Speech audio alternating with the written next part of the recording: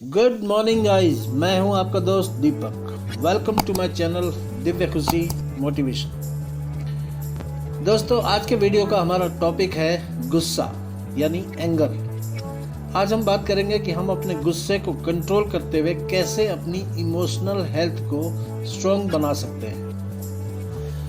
पहले हम बात करते हैं कि हमको गुस्सा आता क्यों है। गुस्सा या क्रोध हमारी भावनाओं का एक हिस्सा है। ये गलत व्यवहार के प्रति विरोध की एक भावना है। मनोविज्ञान के अनुसार सप्ताह में 1 या 2 बार थोड़ा गुस्सा आ जाना सामान्य होता है।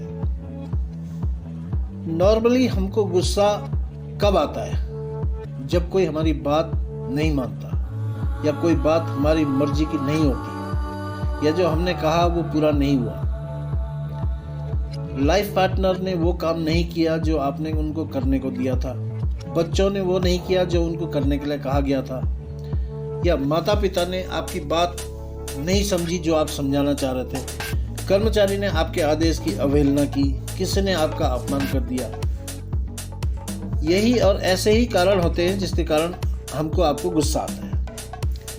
अधिक गुस्सा करना दिक्कत पैदा कर सकता है। ये ब्लड प्रेशर बढ़ा सकता है, सोचने समझने की ताकत छीन लेता है, शारीरिक और मानसिक नुकसान पहुंचा सकता है, क्योंकि गुस्सा आने पर हमारे दिमाग में बुरे विचार हावी हो जाते हैं। लेकिन अच्छी बात यह है कि गुस्से को हम अभ्यास से कंट्रोल कर सकते हैं। हम सबको लाइफ में गुस्सा आता है, लेकिन उस पर हम कैसा रिएक्ट करते हैं उससे पता चलता है कि हमारी इमोशनल हेल्थ कैसी है। बच्चों में और बड़ों में यही एक फर्क होता है कि बच्चे हर्ट होने के बाद भी कुछ देर बाद भूल जाते हैं और हम उसे दिल पर ले बैठते हैं अपनी ईगो के कारण। हम वेट करते रहते हैं कि सामने वाला अपने आप को बदलेगा और हमसे सॉरी बोलेगा। ये छोटी छोटी बातें हमारे दिमाग की बैटरी को डिस्चार्ज करती रहती हैं, जबकि हम जानते हैं कि कब गुस्सा करना है, कब नहीं करना है, किस पर करना है, किस पर नहीं करना है। आपके बॉस ने आपको डांट लगाई, लेकिन आप उनको गुस्सा नहीं कर सकते। इसका मतलब क्या हुआ कि आपका गुस्सा अभी भी आपके कंट्रोल में है। एडिक्शन अभी इतनी नहीं बढ़ी है कि आपका गुस्सा कहीं भी किसी पर भी निकल जाए। We choose when to get angry, we choose how much to get angry, and we have a choice not to use it. कैसा हो अगर हम मिलकर अपने घर को, स्कूल कॉलेज को, ऑफिस को नो एंगर जोन बना लें। Yes, no anger zone, and it's possible. जिसको गुस्सा आएगा वो गेट के बाहर जाएगा। अपना गुस्सा निकालो, अंदर आ जाओ, लेकिन अंदर गुस्सा नहीं कर सकते। सिर्फ एक डिसीजन लेने की देर है। जितना ये सुनने में अच्छा लगता है, करने में उससे कहीं ज्यादा अच्छा है। Because the whole vibration of the place will change. अगर मैं गुस्सा नहीं करूंगा तो कोई दूसरा हर्ट नहीं होगा, कोई अपने को अपमानित महसूस नहीं करेगा और कोई डांट खाने के डर में नहीं जी रहा होगा। इसलिए जब हम एक भावना को मिटाते हैं तो वास्तव में हम उसके साथ कई अन्य भावनाओं को भी मिटा रहे होते हैं। सभी लोग एक दूसरे के साथ आराम से रह सकेंगे। इसलिए अगर हम ये डिसीजन ले लेते हैं और इसे हर रोज लगातार इम्प्लीमेंट करते हैं तो पता है क्या होगा? जिस दिन हमारे बच्चे कॉलेज से पास आउट होकर समाज में अलग अलग ओहदों पर जाएंगे, कोई किसी कंपनी का सीईओ बन रहा होगा, कोई डॉक्टर बन रहा होगा, कोई आईएएस ऑफिसर बन रहा होगा, लेकिन ये सब लोग गुस्सा नहीं कर रहे होंगे जहाँ पर भी वो होंगे, क्योंकि उन्होंने अपने घर में और स्कूल कॉलेज में ये सीखा है कि सब कुछ किया जा सकता है बिना गुस्सा किए। तो आपने देखा क्या हो रहा है? हमारे बच्चे सिर्फ किताबी पढ़ाई करके डिग्री लेकर गए हुए सामान्य एम्प्लॉय नहीं है, बल्कि वे अब इमोशनली स्ट्रॉन्ग प्रोफेशनल्स हैं जिनकी वाकई में समाज को जरूरत है। आने वाले कल में वे इमोशनली स्ट्रॉन्ग पेरेंट्स बनेंगे, और जब वे इमोशनली स्ट्रॉन्ग पेरेंट्स बनेंगे तो उनके बच्चे भी कल को इमोशनली स्ट्रॉन्ग पैदा होंगे। ये एक साइकिल है जिसकी समाज और देश को जरूरत है। घर में दीवारों पर सुंदर सुंदर पोस्टर बनाकर लगा दो, you are living in the no anger home. School और कॉलेजों में भी चारों तरफ दीवारों पर पोस्टर लगा दो, you are walking on the no anger zone. Entry gate पर पोस्टर चिपका दो, be careful, you are entering in the no anger zone. अपने अंदर संयम बरतते हुए अंदर प्रवेश कीजिएगा, क्योंकि अंदर गुस्सा करना निषेध है। कुछ ही दिनों में आप देखेंगे awareness will rise, people will not start using it. गुस्सा कम होगा, हर्ट कम होगा, पीस एंड हैप्पीनेस बढ़ती जाएगी, इमोशनल हेल्थ अच्छी होने लग जाएगी। हम कहते हैं कि गुस्सा हम नहीं करते, गुस्सा वे दिलाते हैं। यही हमारा गलत बिलीफ सिस्टम है जो हमारे दुखों का कारण होता है। वे मुझे इरिटेट करते हैं, वे मुझे अपसेट करते हैं, वो मुझे इंसल्ट करते हैं, वो मुझे हर्ट करते हैं, यही बोलते रहते हैं। ये बोलना हमारी आदतों में शामिल हो चुका है। और जब जब हम ये बोलते हैं कि वे मुझे इरिटेट करते हैं, वो मुझे हर्ट करते हैं, तो इसका मतलब हम एक्चुअल में ये कह रहे होते हैं कि हमारा माइंड उनके कंट्रोल में है। अपनी आंखें 30 सेकंड के लिए बंद कीजिए और उस अंतिम घटना को याद कीजिए जब किसी ने आपको गाली दी थी, आपकी बेइज्जती की थी, आपके साथ बुरा व्यवहार किया था और आपने उस पर रिएक्ट किया था।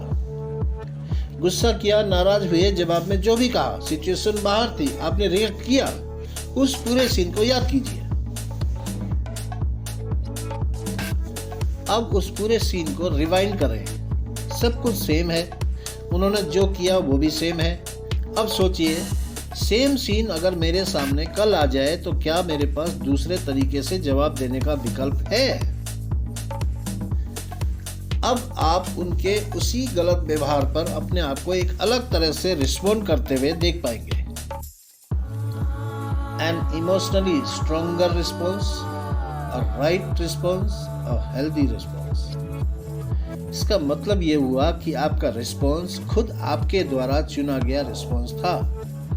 इसके क्रिएटर भी आप स्वयं हैं। तो इस माइंडसेट को निकाल दीजिए कि वो मुझे इरिटेट करते हैं, वो मुझे हर्ट करते हैं।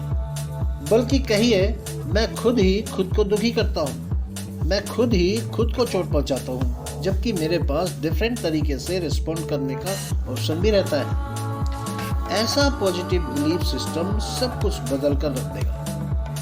अन्यथा आप हमेशा एक गुलाम की तरह ही जीते रहेंगे, लोगों के सुधरने की प्रतीक्षा में रहेंगे, जो कभी नहीं होने वाला।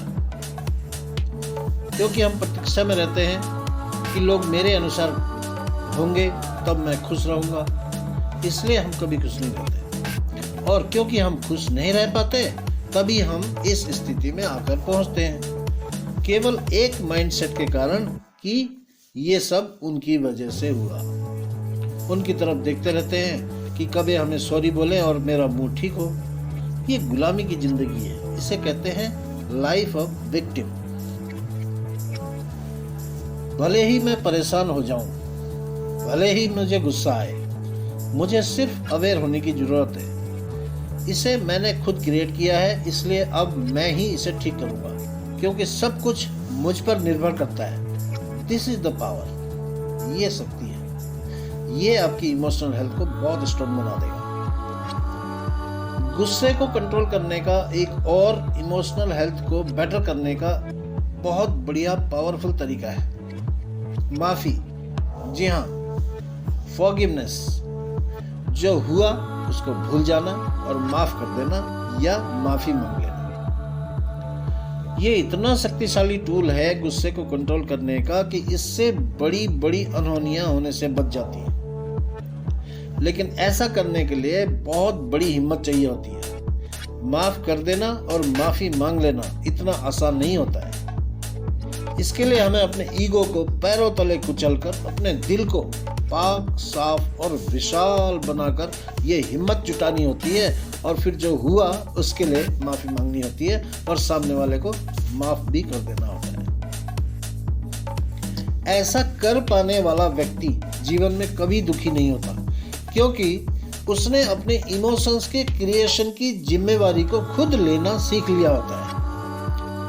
चाहे कोई भी परिस्थिति आ जाए, वो कहता है I am the creator of my feelings, और तब वो चुनता है कि उसे क्या क्रिएट करना है। जीवन की छोटी छोटी परिस्थितियों में जब हम ऐसा करना शुरू करते हैं तो किसी दिन अचानक कोई बड़ी विपत्ति आ जाने पर भी हम कहते हैं I am the creator of how I am feeling, I am stable. लेकिन छोटी छोटी बातों में अगर ये कहने की आदत हो कि दे हर्ट मी, तो कोई बड़ी विपत्ति आने पर ताकत नहीं बचती है उसका सामना करने के लिए। इसलिए ध्यान जीवन में बड़ी बातों में नहीं रखना है, ध्यान रखना है जीवन की छोटी छोटी छोटी बातों पर।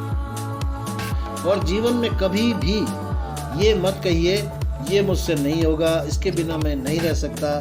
ऐसे शब्दों का हमारे जीवन में बहुत बड़ा नकारात्मक प्रभाव पड़ता है जिसका हमें अनुमान तक नहीं होता।